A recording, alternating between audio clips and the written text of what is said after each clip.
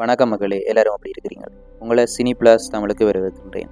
இன்றைக்கு நம்ம ரிவ்யூ பண்ண போகிற படம் வந்து அக்யூஸ்ட். இந்த படத்தை இயக்குனர் பிரபு சீனிவாஸ் இயக்கியிருக்கிறாரு. இதில் உதயா மற்றும் ஐமல் நடிச்சிருக்கிறாங்க. மற்றும் நம்ம எல்லோருக்கும் ஃபேவரட்டான நடிகர் ஜோய் பாபு நடிச்சிருக்கிறாரு.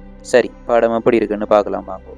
சரி, படத்தோட கதை என்னென்னா, சென்னை புழல் சிறையிலிருந்து நடிகர் உதயா விசாரணை கைதியாக நீதிமன்றத்துக்கு போலீஸ் வாகனத்தில் அழைத்து செல்கிற மாதிரி கதை தொடங்கும். அவருடைய பாதுகாப்புக்கு அழைத்து செல்கிற போலீஸ் வாகனத்தில் நடிகர் ஐமலும் முக்கிய பங்கு வகிக்கிறாரு. அதில் சேலத்துக்கு போகிற வழியில் நடிகர் உதயா கூலிப்படையால் கொலை செய்ய முற்படுகிறாரு. சரி, இது ஒரு பக்கம் நடக்க, சில போலீஸ் அதிகாரிகள் போலி என்கவுண்டர் என்ற பேரில் உதயாவை கொலை செய்ய திட்டமிடுறாங்க.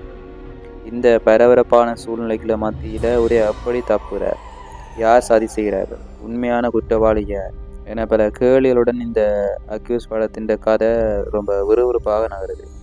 சரி, இந்த படத்தின் ப்ளஸ் பாயிண்ட் பார்த்தா, வழக்கமான ஆக்ஷன் படங்களில் போல இல்லாமல் இது ஒரு நிஜ வாழ்க்கையை ஒட்டிய ஒரு குற்றவியல் கதையாக மையமாக கொண்டு சொல்கிற மாதிரி இருக்குது. மற்றது உதயா கணக்கு என்ற கதாபாத்திரத்தில் தனது நடிப்பை சிறப்பாக வெளிப்படுத்தியிருக்கார்.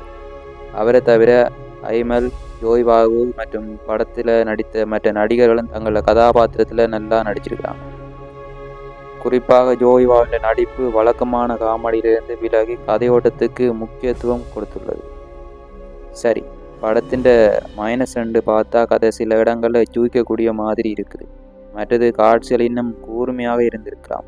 ஆனால் இது படத்தின் ஒட்டுமொத்த அனுபவத்தையும் பெரிதாக பாதிக்கலை.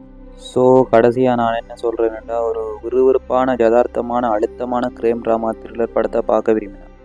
நிச்சயம் இந்த அக்யூஸ் படத்துக்கு போகலாம். இது ஒரு நல்ல பொழுதுபோக்கு படமாக இருக்கிறது இல்லாமல் நம்மளோட மனசில் சில கேள்விகளையும் எடுக்கும். சரி மகளே, நீங்கள் இந்த படத்தை பார்த்துருந்தா உங்கள் கருத்து என்னென்று கீழே கமெண்ட்டில் சொல்லுங்கள்.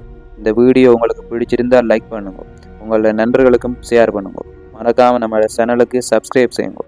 அடுத்த வீடியோவில் சந்திக்கலாம். நன்றி மகளே.